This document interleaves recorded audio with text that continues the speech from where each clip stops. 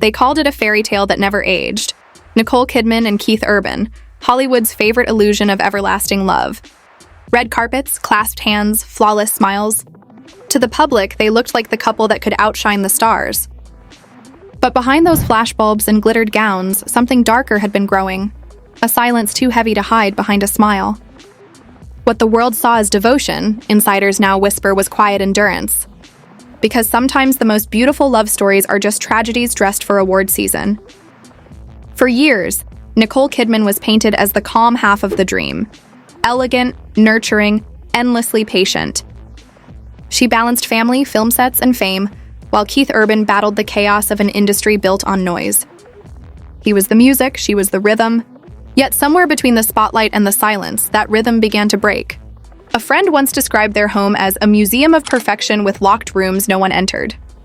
Another insider went further, saying Nicole became less of a wife and more of a manager, the woman behind the curtain fixing what the crowd never saw unraveling. It started small, late-night studio sessions, missing calls, forgotten anniversaries. At first, Nicole explained it away as creative pressure. Every artist gets lost in their craft, she told friends. But when the absences grew longer and the smiles shorter, the truth began to whisper louder. Keith's passion for music had turned into an obsession with control. Everything had to serve the brand, even love. Those close to them claim he began tracking mentions, watching metrics, asking why she hadn't posted a picture or praised his latest single online. What had once been affection was morphing into public relations. And while Keith Urban performed his charm on stage, Nicole Kidman began to vanish from her own story. Her interviews felt rehearsed, her joy mechanical.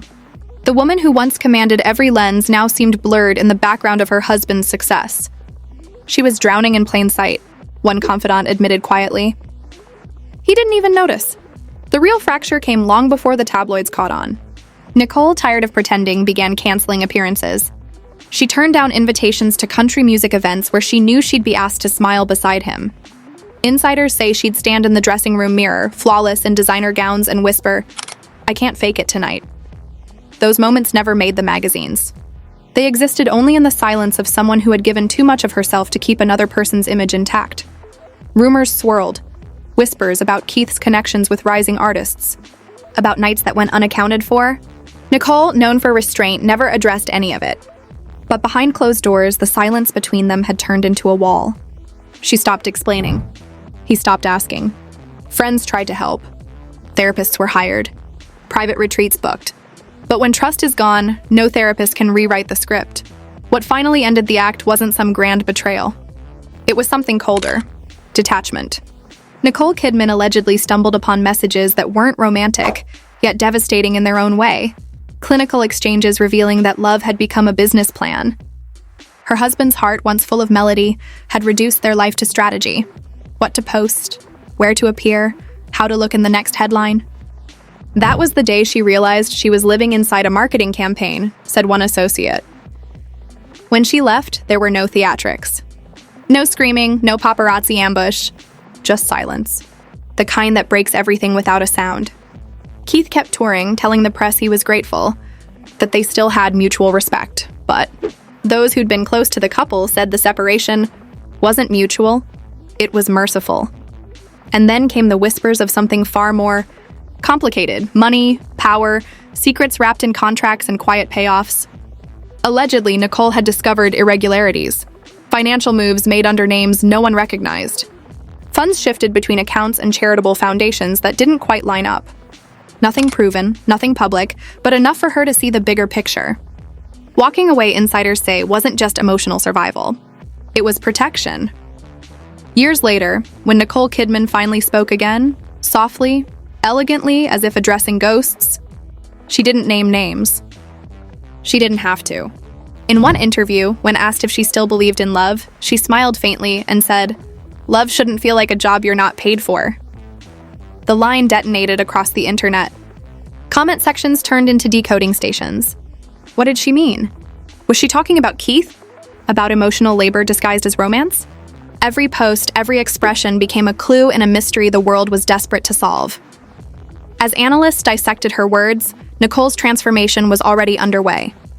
She threw herself into philanthropy, rebuilding schools, funding women's initiatives, reclaiming her time. Each appearance radiated calm power. Her glow wasn't cosmetic. It was freedom. Meanwhile, Keith Urban grew quieter. He released songs about heartbreak, offered vague gratitude in interviews, and smiled through the exhaustion. But those close to him said the guilt was visible. The man who once sang about love had become haunted by it. Industry insiders claimed their breakup had been orchestrated like a Hollywood production. Lawyers, NDAs, sealed documents, everything wrapped in legal ribbons. Respect, one legal aide said, was just code for damage control. They called it amicable, but the money trail told another story. Alleged hush payments, quiet settlements, strange transfers to small charities. Details that never reached the public but echoed behind the scenes. And yet Nicole Kidman never retaliated. She didn't leak, didn't threaten, didn't speak. She let silence do the work. Within a year, cracks appeared in Keith's career. Canceled shows. Apologies for personal reasons. The exhaustion wasn't creative. It was emotional debt catching up. One journalist from Australia later claimed Keith privately confessed that losing Nicole wasn't about heartbreak. It was about losing control. That quote became a wildfire. Was it real? No one knew. But the narrative had shifted forever. Keith Urban, once country's golden gentleman, was now a man running from his own legend, while Nicole Kidman stood taller than ever, untouchable, reborn. She didn't need revenge. She had redemption, her silence, her grace, her quiet refusal to feed the noise. It became her power. She'd stopped being the supporting act in someone else's life and become the director of her own. And as her new projects soared and her humanitarian work flourished, one truth emerged with piercing clarity. Sometimes the loudest statement a woman can make is saying nothing at all. Because while Keith Urban kept chasing applause, Nicole Kidman had already found something far rarer: peace. Months passed and silence turned into spectacle. Keith Urban stayed off-grid for a while, until one morning his Instagram lit up with a single photo, a microphone captioned, "Time to tell my side." Within minutes, the world erupted. Fans demanded clarity. Was this confession or deflection? For 3 days, rumors boiled online. Then came the televised interview, the one that was supposed to redeem him. Under studio lights, Keith looked smaller than the legend he'd built.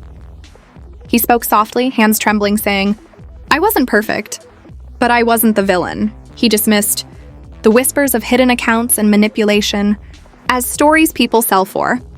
Clicks. But when pressed about the alleged emails, the ones that hinted at media containment, he smiled thinly and said, "Things get lost in translation." That phrase alone reignited a wildfire. Every outlet spun the same headline: Keith Urban dodges again. Nicole stays silent, and that silence once again spoke louder than his defense. Because while Keith tried to steer the story, Nicole Kidman simply lived. Days after his interview aired, she appeared at a charity gala in ivory satin, calm and luminous. When the host praised her for turning pain into purpose, she smiled and replied, "Sometimes peace is the loudest protest."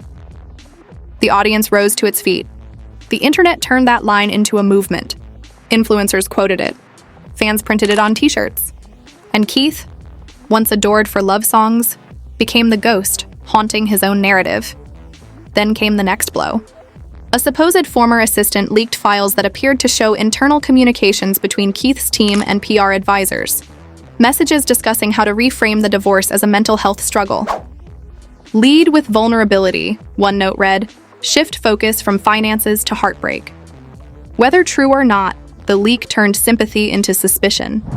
The public saw strategy, not sorrow. Memes flooded TikTok. Keith holding a guitar while a storm labeled Nicole's success swirled behind him. Sponsors began to back away. One record executive reportedly said, "He's still talented, but he's radioactive right now." And in that vacuum, Nicole Kidman's star only burned brighter. She was named ambassador for women's mental health initiatives, earned standing ovations at film festivals, and reclaimed the very foundation her ex had once used for his shadow finances, transforming it into a transparent global charity. Fans called it poetic justice. Others called it silent chess. When Keith Urban finally returned to the stage at an awards show, the crowd wasn't sure what to expect.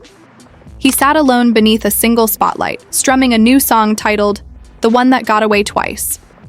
The melody was fragile, the lyrics unmistakable. "She built my dreams, then walked away." Took my silence, turned it to fame. The audience clapped politely. Online, it was carnage.